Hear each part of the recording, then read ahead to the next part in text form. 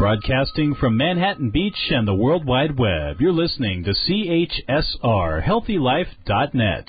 As a service to our listeners, this program is for general information and entertainment purposes only. CHSR, HealthyLife.net does not recommend, endorse, or object to the views, products, or topics expressed or discussed by show hosts or their guests. We suggest you always consult with your own personal, medical, financial, or legal advisor.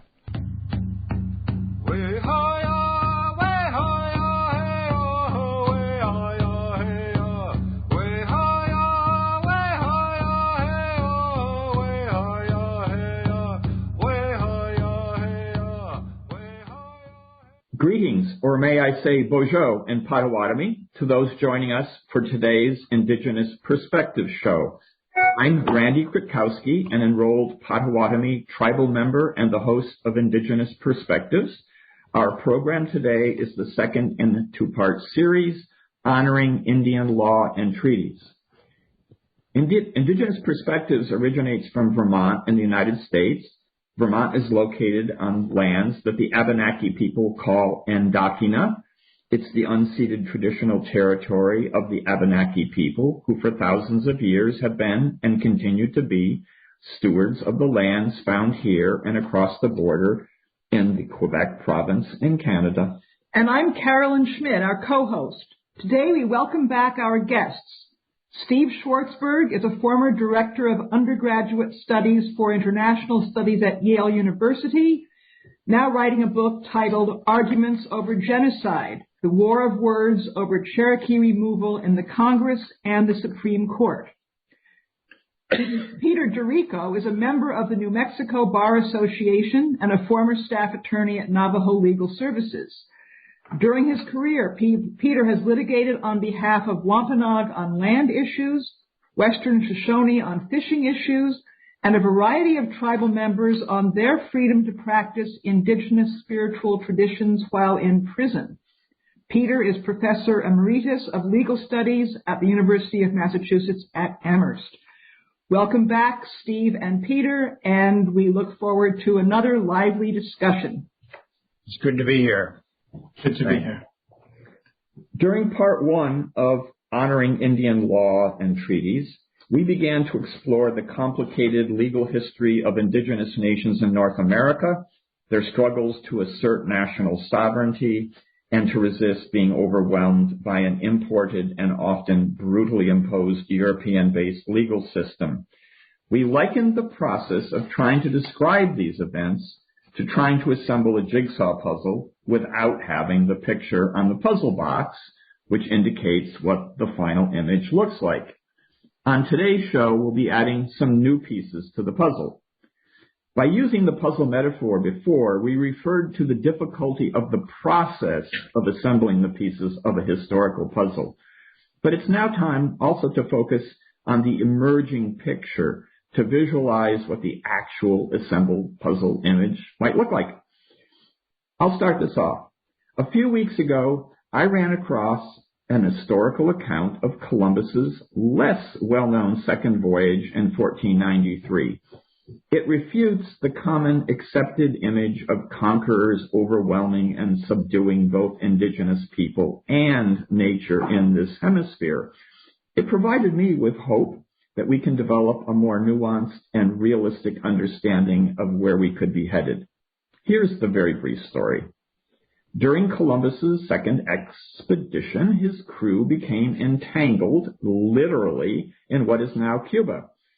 When soldiers went ashore, they struggled through dense undergrowth and then were attacked by indigenous inhabitants who forced them back to their vessel. In their retreat to safety, they became stuck in the mud and quicksand. Their vessel became entangled in seaweed as they fled. End of story. I've returned to this picture again and again in recent weeks as I found new information about Indian law and treaties, and as my focus shifted from early colonial history to contemporary events. The emerging puzzle solution I now see offers us a multi-layered picture of Native American empowerment, a picture lying invisible for too long beneath the puzzling image of court cases we've been discussing. My emerging new image is one of indigenous people using traditional Indian law, tribal courts, and treaty rights to lever and reassert their nation's sovereignty. And, as in the Columbus story, we see the descendants of colonial settlers entangled in a web that combines indigenous resistance and the power of nature and has the potential to push back against encroachment. With the entanglement image in mind, we'll look again at the U.S. Supreme Court cases and bad faith treaties that we discussed last time. Steve, you have mentioned that many of the Supreme Court cases that damaged Indian rights were actually controversial. There were strong dissents and organized public efforts in support of Indians, like the Cherokee. Can you give us some examples? I'd be glad to. Before I get into examples, though, I want to talk about this within the context of the metaphor that Randy has set out of entanglement. I think part of this entanglement is an entanglement within the broader space of Turtle Island of indigenous legal traditions and American legal traditions. American legal traditions being divided, as you suggest, between the dominant Supreme Court decisions and a measure of opposition to those decisions, especially in the 1820s and 1830s. But the legal lens of, say, the Anishinaabe, for example, I'm drawing this from a book by John Burroughs called Laws, Indigenous Ethics, is focused on the 7 grandmother-grandfather teachings of love, truth, bravery, humility, wisdom, honesty, and respect. And those are very appealing as an alternative to what the Supreme Court has produced in its domination system and its a bad faith interpretive stance toward treaties.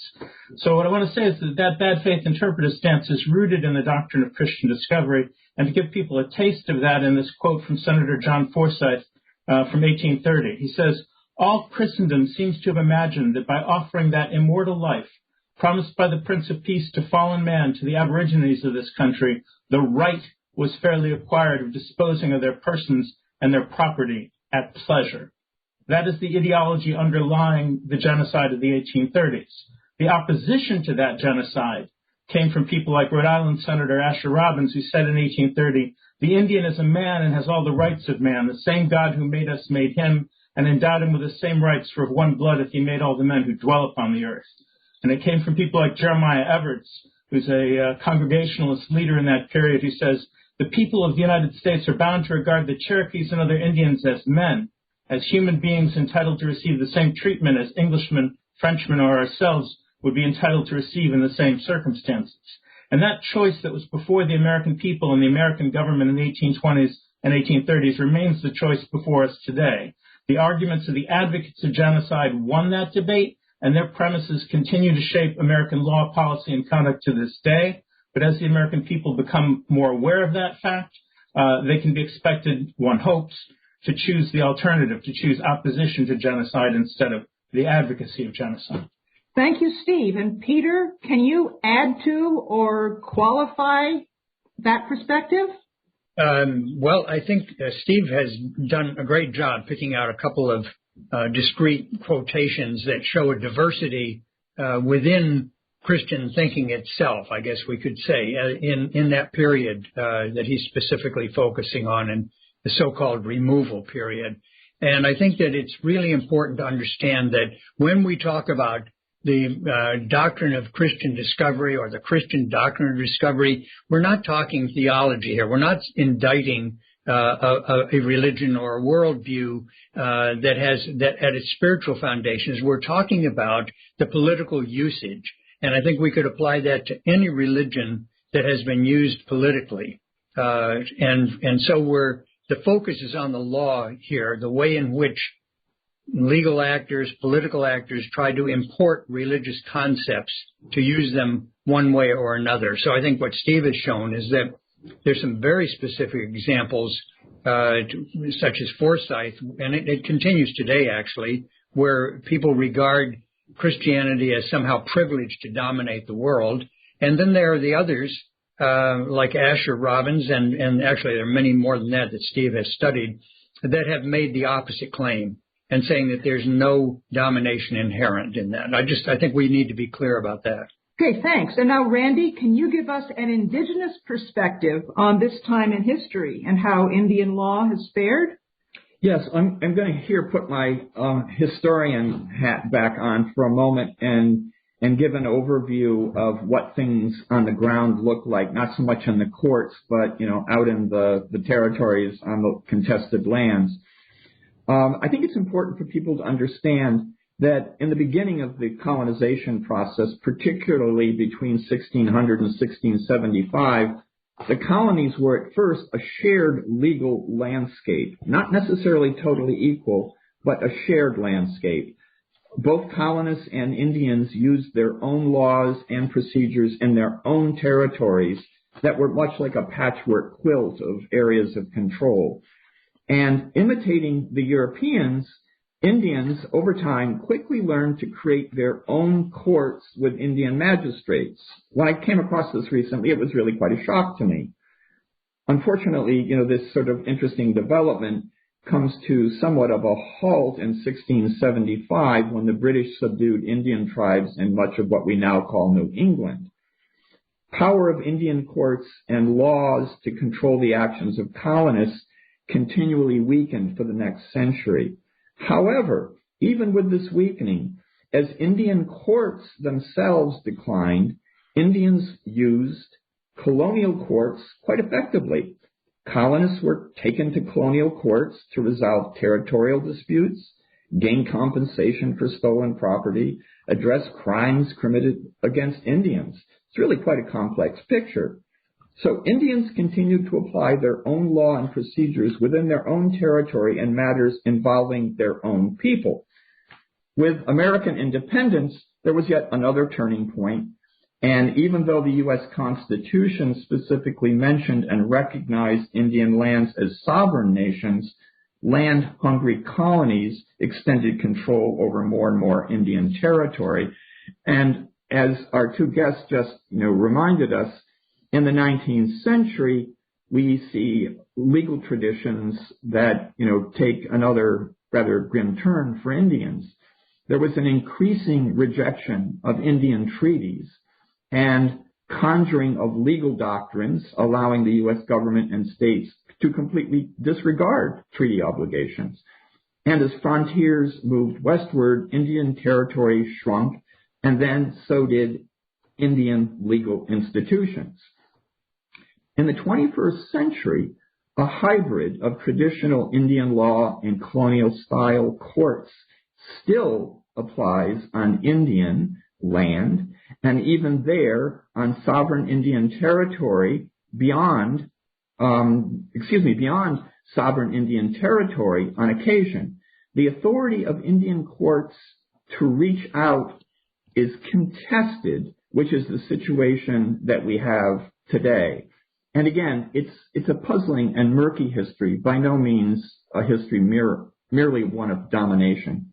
So, Peter and Steve, we're going to discuss the McGirt Supreme Court decision later in segment 3. So without getting into the specifics of that case, can you each give your thoughts on the point that local Indian-run courts, tribal courts, can show a window of opportunity for pushback against damaging state and federal laws? Yeah, Steve, you want to go first? I'm ready to jump in. Sure. Again, let me back up a bit before we get into that and talk about Indian law, that is to say Indigenous law, not federal Indian law. Indigenous law as based in stories and based in guiding conduct through stories rather than through a coercive apparatus of laws. I think certainly with contact you had the emergence of a system of courts in some of the native nations that was emulating the court systems of the European colonists. But at a deeper level, Indigenous law is law about such things as love, truth, bravery, humility, wisdom, honesty, and respect. And it's about the stories that convey how we should guide our conduct in terms of these values, in terms of these principles, so that ultimately what we're looking towards is a form of harmony with the world and within ourselves. So that is, as preface, the court issues that come up on the side of federal Indian law are all premised on a secularization of the doctrine of discovery, which we call the trust doctrine in U.S. law. And I want to emphasize that this is a matter of an assault on the lands and on the authority of Native peoples conducted in the name of a good-sounding word. So just as in the doctrine of Christian discovery, Christianity and civilization were presented as good things that were being offered by the American people, by the American government, so the trust doctrine is presented as a good thing. Trust. Everybody likes the sound of trust. But as the Supreme Court uses these words, trust, Christianity, civilization, it uses them on behalf of a system of domination. I think that's essential to realize. It's not the only part of this equation. There is the pushback of the Native peoples. There's the alternative legal traditions of the Native peoples that also help to shape the relationship. But from the United States side, from the side of the United States government, what is operative are these key words that are used to defend a system of assaulting Indian land and Indian authority on behalf of the colonist settler state. Okay, and Peter? I think the question you're asking opens up actually an opportunity to look across the continent at various nations, indigenous nations that are taking more and more matters in their own hands, and it's particularly powerful and important around environmental issues, what we call environmental issues. And I say what we call them is because even the word environment presumes that somehow people are separate from the thing that surrounds them, that's their environment, when in fact we're talking about life and all life forms. And I think that we see that happening where Native peoples insisting that they have jurisdiction over their waters, over the plant life, the animal life, that it's Native laws which need to govern the relationship between humans and the rest of life.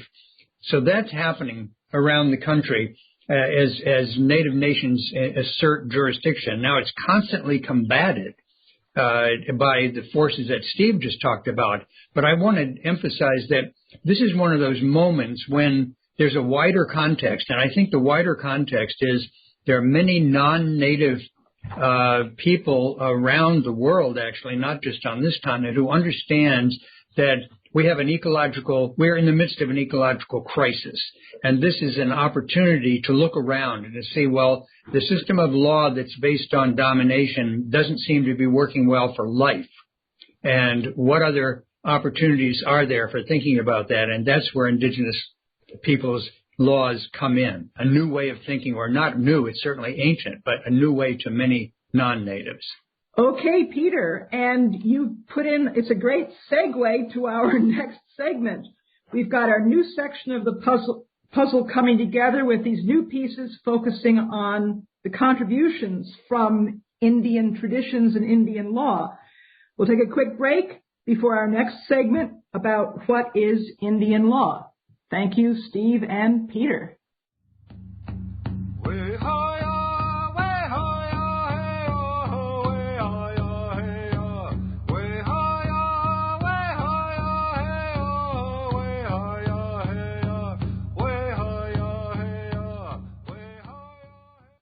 Citizen Potawatomi Nation's Cultural Heritage Center, located near Shawnee, Oklahoma, features 11 immersive galleries with digital and interactive exhibits. Visitors learn about the tribe's history from origin to modern days and gain an understanding of Citizen Potawatomi oral traditions and lifeways.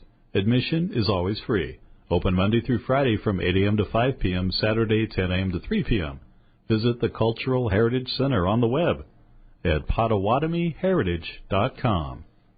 Period poverty. If you don't know what it is, you should, because you can help. 1 in 4 American women struggle to purchase menstruation products this year, resulting in missed school and even loss of income. The Native American women's nonprofit, Queck Society, cares enough to give Native American students and communities their period products, and they do it across North America. Please help women with your time, donations, or supplies to maintain their dignity and celebrate their strength during Moontime. Visit quecksociety.org. That's Kwek Society.org. Listen up. The source for information and inspirational items about the struggle and wisdom of indigenous people is the Syracuse Cultural Workers. They are committed to peace, sustainability, social justice, feminism, and multiculturalism, and they create beautiful visual materials like calendars, T-shirts, cards, and more. including their greetings and thanks to the natural world, accordion poster that offers daily grounding for our relationship to the earth and its many fellow beings. Get so many wonderful items. Go there now. SyracuseCulturalWorkers.com. Randy Krakowski's book, Without Reservation, describes his spiritual awakening as a Native American. It's a powerful, life-changing story where Randy shares his journey into the realm of ancestral Native American connections and explores his encounters with Mother Earth. The book actually helps you how to reconnect with your ancestors to rekindle your access to ancestral wisdom and nature. Available in print, ebook, and audiobook format. Get Without Reservation by Randy Krakowski from all major booksellers. For more information, visit randykrakowski.com. Feel you have no control over life? There's something you can do to make a difference for you, your family, and community. Stay positive and take a break from the dark side. Uplifting and enlightening. Listen to the positive side of podcasts. hrnradio.com.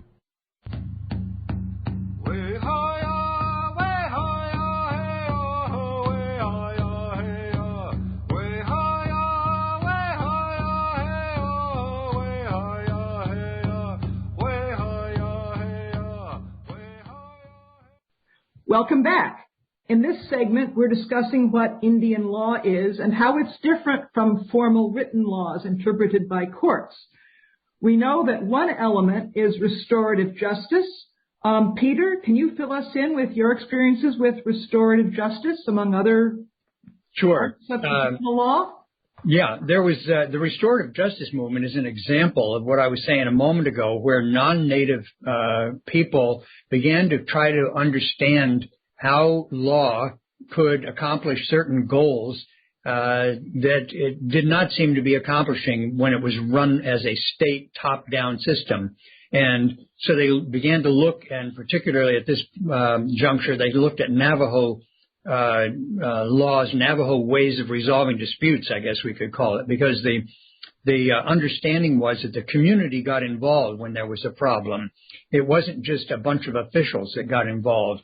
And in fact, this is why we can see that historically the colonists didn't think that Native peoples had law, because they didn't have something that looked like British courts. They didn't have police. They didn't have jails. So how did they resolve problems? But of course, they didn't stop and ask that question. It was only much later that there was any attempt to ask that question. In fact, there was one of the most interesting ones came in 1941. As you can see how much later it is than the actual colonial invasion, that Carl Llewellyn and Adamson Hubbell looked at what they called, the book called The Cheyenne Way, because they, through deep interviews with elderly Cheyenne people, began to be able to demonstrate that, in fact, there were conflict resolution mechanisms, but that they were quite different from state mechanisms. And as other writers have come forward, one of them, Leonard Jimson, he wrote a book that became very important in what eventually became the Indian Child Welfare Act.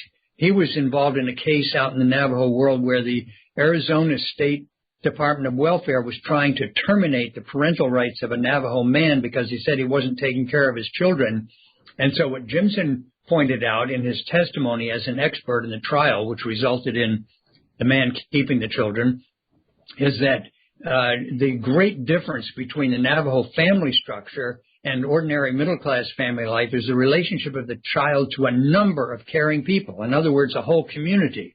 And that when there were problems with the child, the whole community was involved, so that the fact that father, as the patriarch in the American view, didn't come in and discipline the child was not to say that the community wasn't taking care of the child. Another writer, Wilford Pelletier, was writing about the Odawa village that he grew up in on Manitoulin Island, and he used the phrase community consciousness.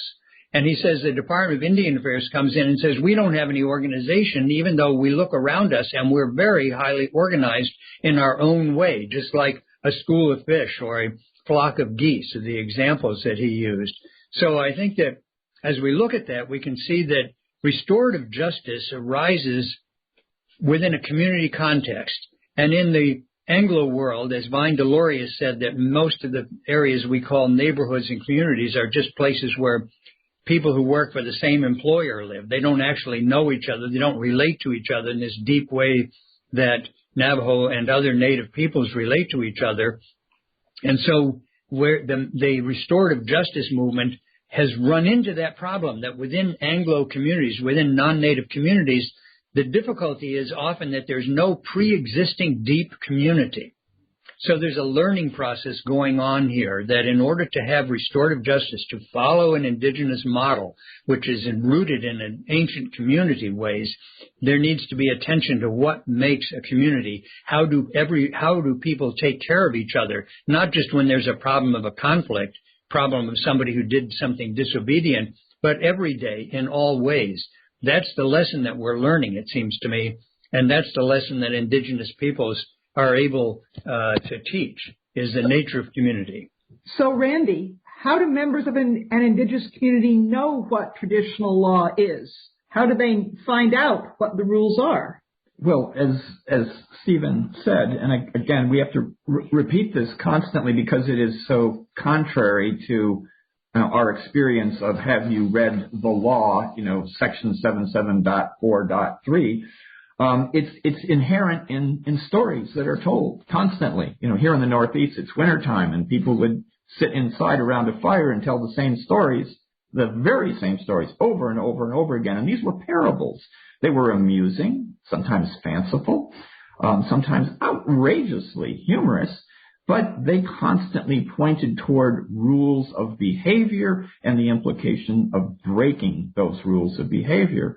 And as Peter has said, and I think, Stephen can jump in here, what makes this work is the fact that the whole community is united behind, quote unquote, enforcing the rules, and that it is done in a softer way. And Peter, maybe your experience will help here.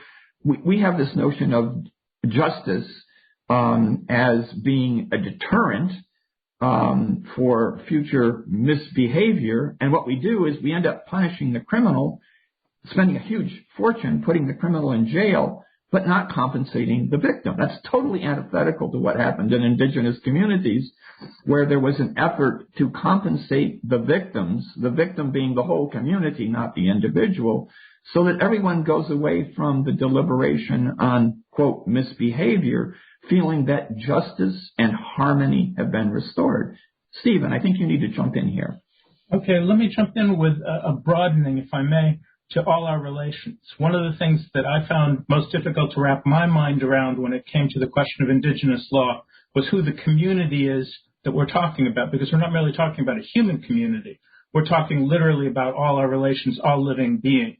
I have a friend who said when asked who he was, I'm a part of creation. And that vision of our identity, that we are bound up in a community that includes all living beings, took me a while to wrap my mind around. When I was growing up, would capture butterflies.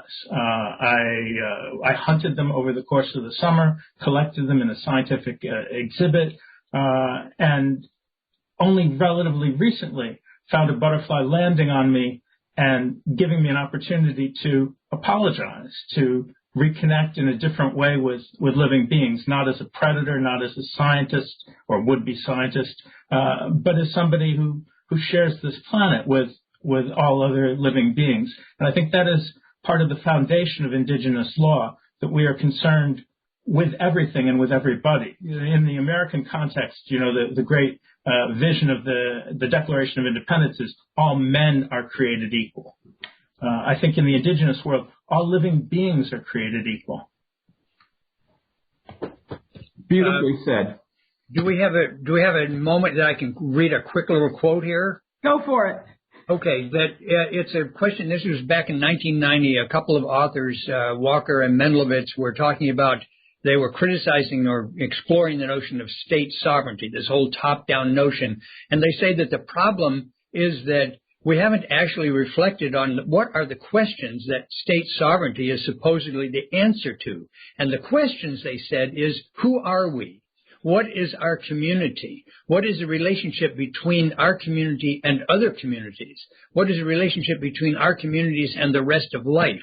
So it seems to me that's a really interesting way of saying, why is state sovereignty presumed to be the answer to so many questions when we haven't even really tried to figure out what are the questions that it's supposedly answering? Okay, so the question before the four of us now becomes, whose law and whose courts have the power to shape the daily lives of Indigenous people today? That is our third segment theme. Be back in a minute.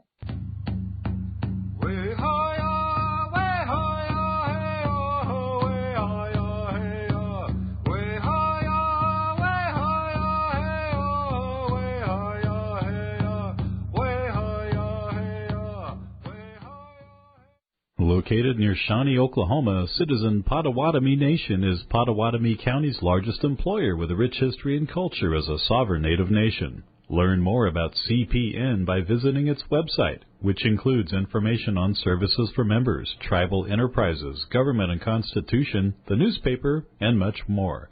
All at Potawatomi.org. That's Potawatomi.org.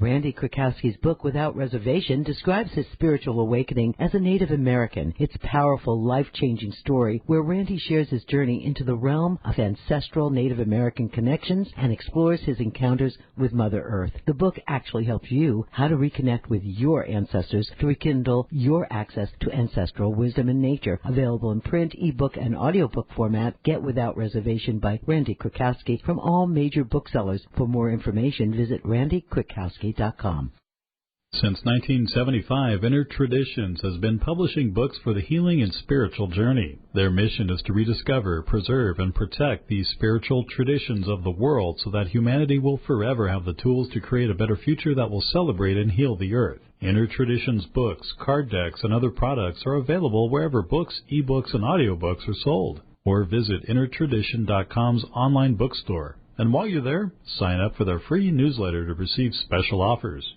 That's InnerTraditions.com. Period poverty. If you don't know what it is, you should, because you can help. 1 in 4 American women struggle to purchase menstruation products this year, resulting in missed school and even loss of income. The Native American women's nonprofit, Queck Society, cares enough to give Native American students and communities their period products, and they do it across North America. Please help women with your time, donations, or supplies to maintain their dignity and celebrate their strength during moon time. Visit quecksociety.org. That's Kwek Society.org. Don't get angry.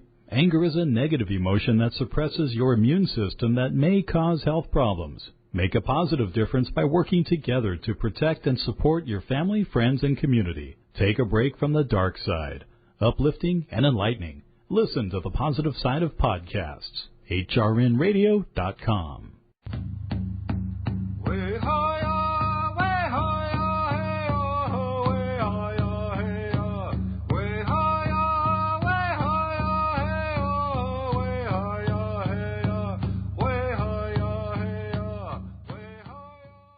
Welcome back to Honoring Indian Laws and Treaties. We're now discussing the shifting balance of power between Indian tribal courts and traditional tribal law, U.S. state courts, and U.S. federal courts, including the Supreme Court.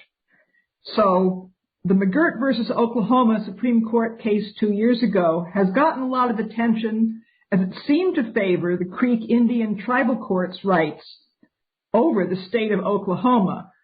So, Peter, can you start off by briefly explaining the McGirt case and its decision?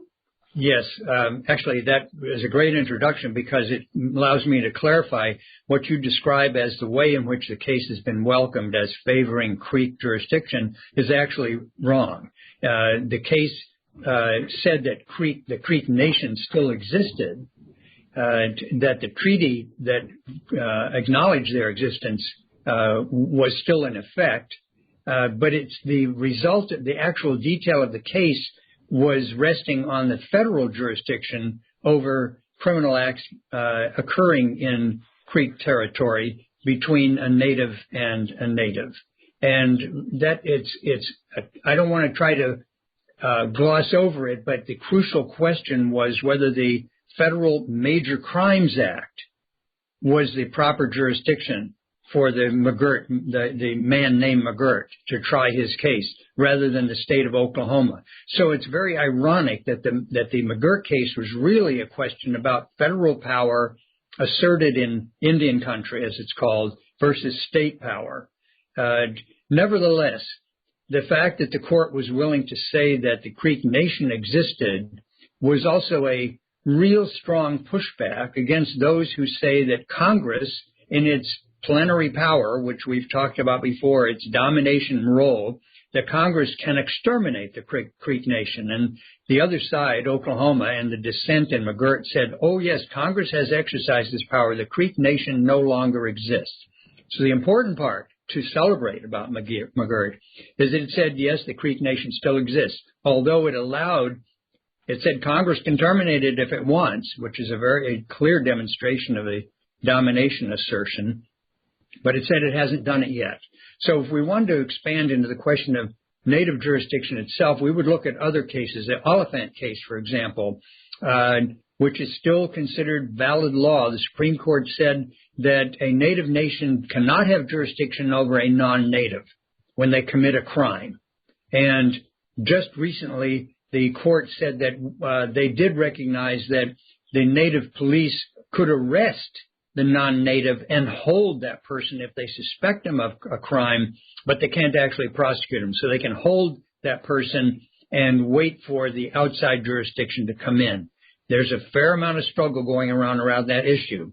There's also the question of tort law. What happens in the case of a civil wrong? In this case, it was a sexual assault by a non-native against a native person, and the court. The name of the case is Dollar General. The Supreme Court actually couldn't decide. It was a tie, and so the circuit court decision has been basically the law in that area, which said that, yes, the native nation can have jurisdiction over a non-native in a tort case. So we have it fits and starts, and I think you used a patchwork, or Steve did, maybe it was Randy. We have a patchwork emerging here in which in certain fields, tort law, there's been an expansion of jurisdiction. Criminal law, there's been a restriction of jurisdiction. And then there are various other areas. For example, does the native nation have direct control over gaming, for example, economic areas?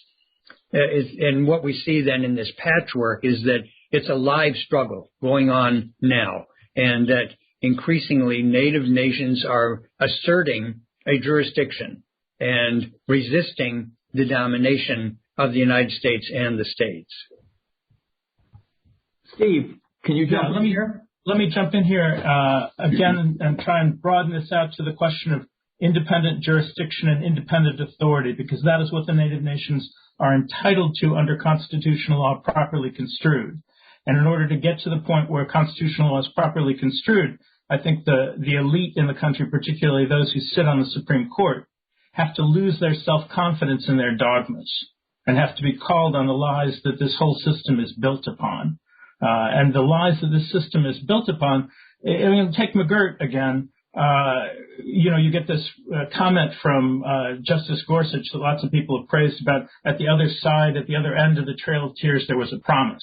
Well, that promise existed before the Trail of Tears. That promise existed in a treaty with the Creek Nation of 1790 that guaranteed to them their lands, that guaranteed their treaty guaranteed dominion over their lands, and that treaty was broken in the Trail of Tears. The Trail of Tears couldn't have come about if that treaty had not been broken. And had we had the success of the dissent in Cherokee Nation v. Georgia being accepted as it should have been as the law of the land, the Trail of Tears would never have taken place.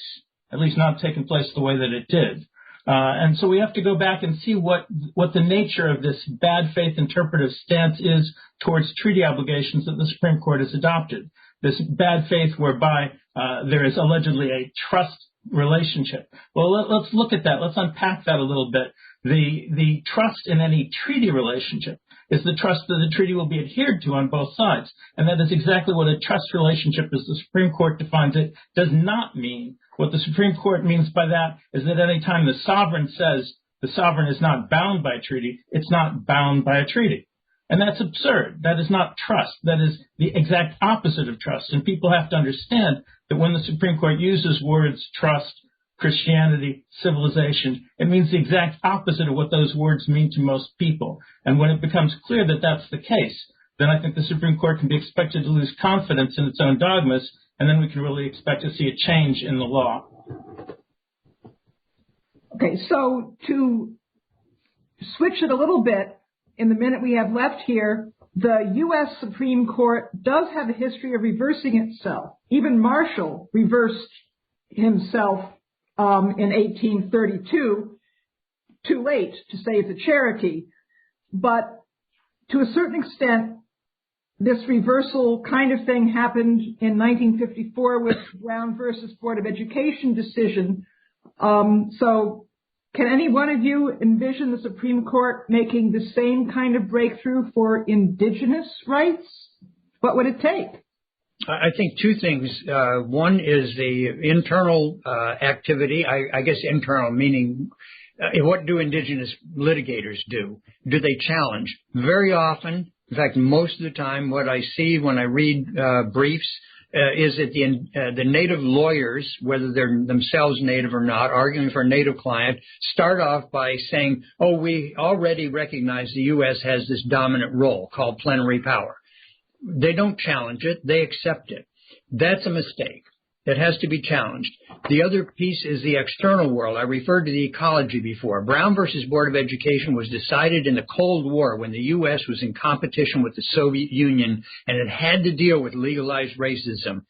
I think that what the outside context is for the indigenous peoples is going to be people's awareness that there is an ecological crisis here. I think that's going to be the theme we're going to carry over until the final section here, and I'll open that up after a break. Thank you.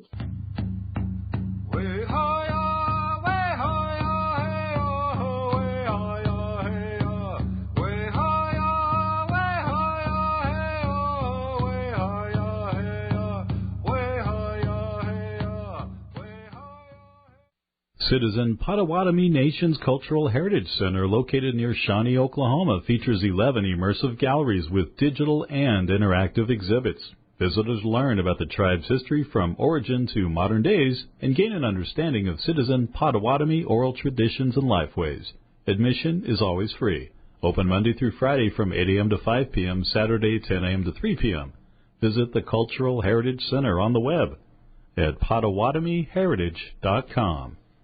Period poverty. If you don't know what it is, you should, because you can help. 1 in 4 American women struggle to purchase menstruation products this year, resulting in missed school and even loss of income. The Native American women's nonprofit, Queck Society, cares enough to give Native American students and communities their period products, and they do it across North America. Please help women with your time, donations, or supplies to maintain their dignity and celebrate their strength during moon time. Visit quecksociety.org. That's Kwek Society.org.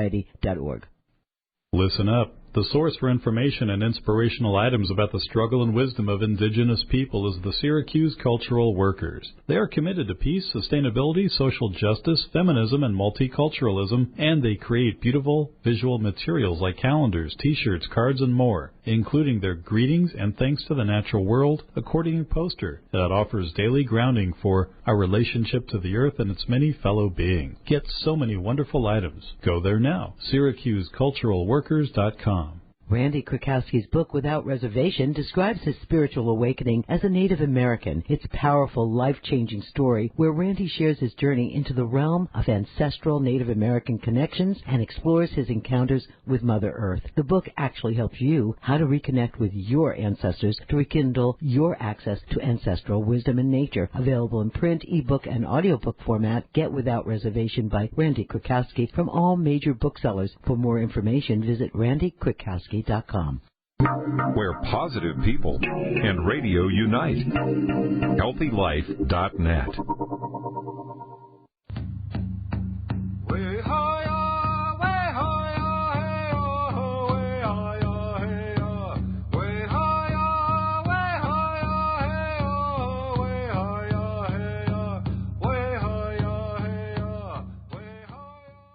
Welcome back to the conclusion of our two programs on honoring Indian law and treaties with guests Steve Schwartzberg and Peter Dorico. The theme of the concluding segment is From Entanglement to Restoration.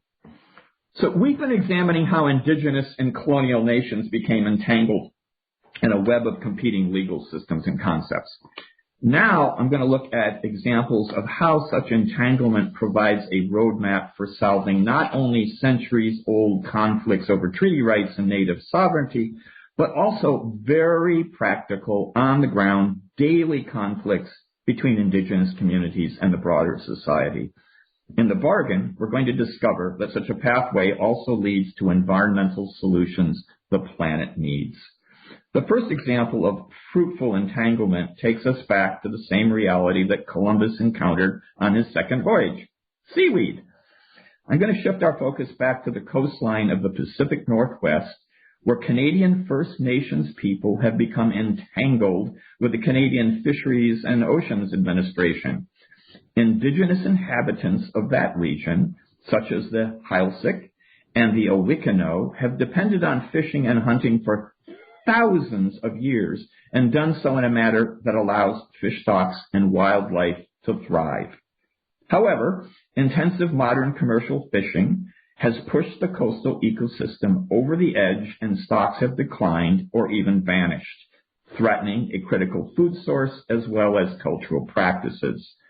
The Heiltsuk and the Owikano are working to bring back endangered species by providing them with human-built spawning habitats such as clam gardens, spawning grounds for herring using kelp and evergreen bough entanglements that are anchored offshore at critical times. This is action indicated by traditional law and rules of reciprocity that we've been referring to.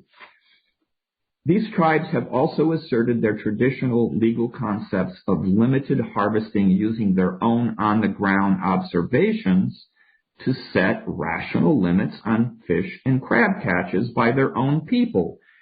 And here's the catch, with signed protocols involving commercial fishers.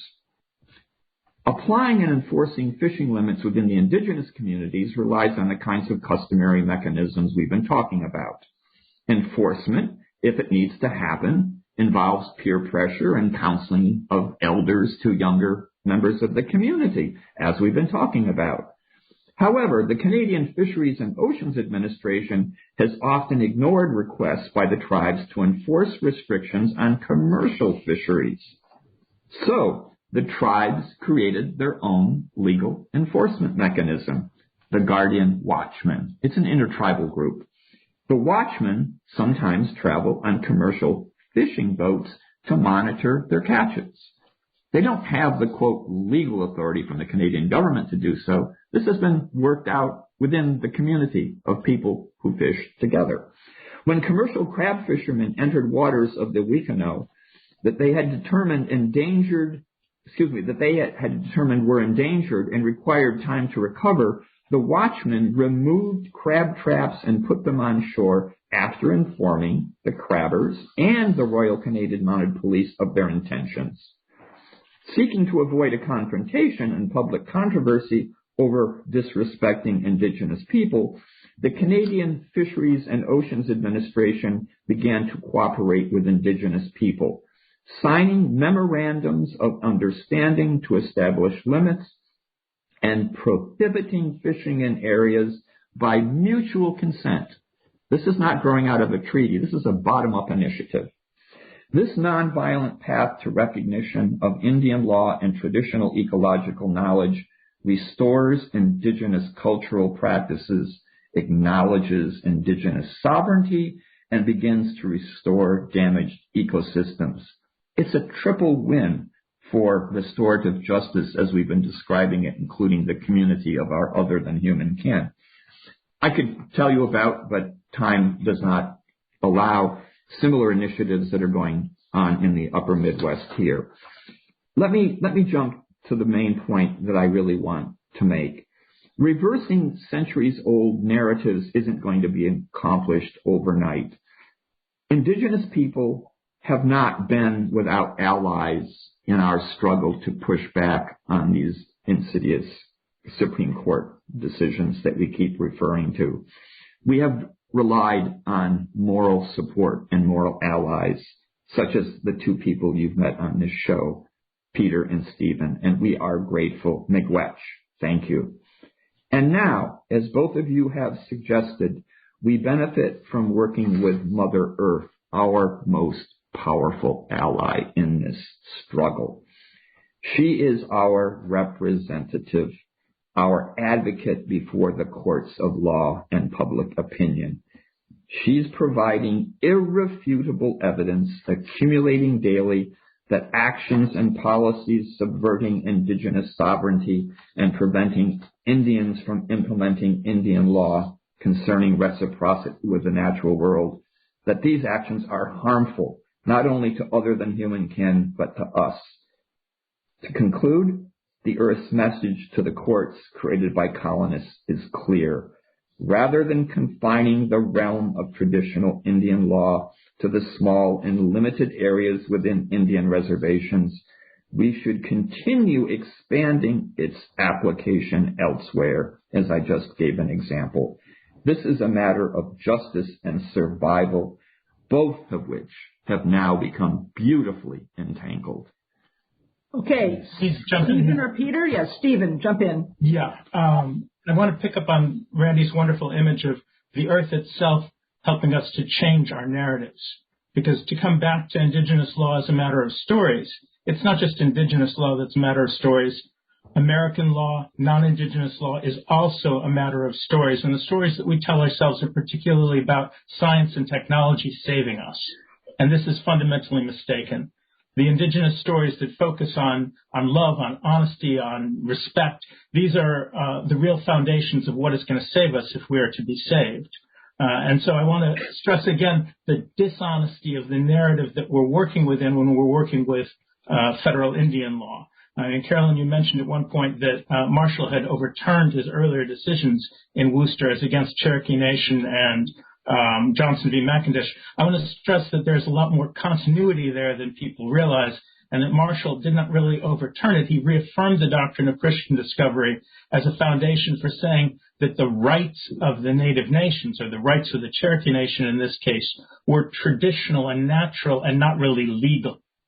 And it is that narrative that we have to overturn, that the legal rights of the native nations are actually superior in American constitutional law to the dishonesties that the Supreme Court has been working with. Wow, that's a super strong point. And we'll shift to Peter for your comments. Yeah, just a quick thought that we're thinking, people are wondering, they understand there's a crisis, but their thought is limited because they take actually a sense that there's no way out. That society has simply come to the point where there's almost no return. It's a very negative view. I think it's very dangerous to get caught into that. It's very important to be able to see through that, to be able to tolerate a sense of frustration, of fear, of ambiguity, and to keep moving forward. If you have just some grain of connection to the world, the wider world, the universe, looking at the sky, out at night to the sky, thinking of ancestors, all of that, whatever it is that gives you a sense that you're rooted in something besides the current political structure will be very healthy for you, I think, as an individual. Because to realize this at a theoretical level is to realize that something that's called the state or law is not actually an immutable fact. It's a set of political choices that are made under historical circumstances. And we are in historical circumstances that are requiring us to broaden our thinking. That's basically what I think the message is that's coming to us. And it just so happens that indigenous peoples around the world have not lost that broader sense. Even though they've been under assault for centuries, they have not completely been obliterated, and most important kernels of understanding, indigenous understanding, are now being revived and are available beyond indigenous communities. Well, an incredibly empowering way to close out this program. Thank you very much, Peter Dorico. Thank you, Stephen Schwartzberg. And miigwech, thank you to the listeners who've all joined us for these two programs on honoring Indian law and treaties. I hope this broadcast has given you time and space to reconnect with your roots in Mother Earth and with your ancestral roots as well. Before your busy day distracts you from this moment, I encourage you to take a few minutes to reach out and feel the presence of living flora and fauna, and perhaps even that of your ancestors. Allow yourself to touch their presence, capture that moment, and hold on to it. And also, if you will, write to me and let me know about your experience. I can be contacted through my website at randykrakowski.com, where you can also find transcripts and supplemental materials for all Indigenous perspective shows. Stephen, again, Peter, again, a deep, heartfelt miigwech.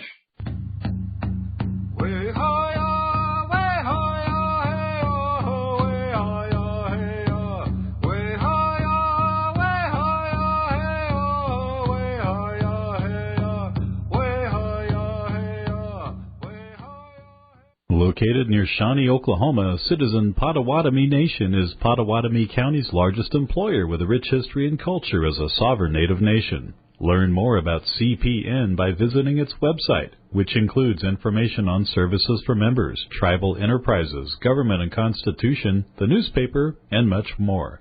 All at Potawatomi.org. That's Potawatomi.org. Randy Krakowski's book, Without Reservation, describes his spiritual awakening as a Native American. It's a powerful, life-changing story where Randy shares his journey into the realm of ancestral Native American connections and explores his encounters with Mother Earth. The book actually helps you how to reconnect with your ancestors to rekindle your access to ancestral wisdom and nature. Available in print, ebook, and audiobook format, Get Without Reservation by Randy Krakowski from all major booksellers. For more information, visit randykrakowski.com. Citizen Potawatomi Nation's Cultural Heritage Center, located near Shawnee, Oklahoma, features 11 immersive galleries with digital and interactive exhibits. Visitors learn about the tribe's history from origin to modern days and gain an understanding of Citizen Potawatomi oral traditions and lifeways. Admission is always free. Open Monday through Friday from 8 a.m. to 5 p.m., Saturday 10 a.m. to 3 p.m. Visit the Cultural Heritage Center on the web at PotawatomiHeritage.com. Remember, Help for a Positive Life. www.healthylife.net.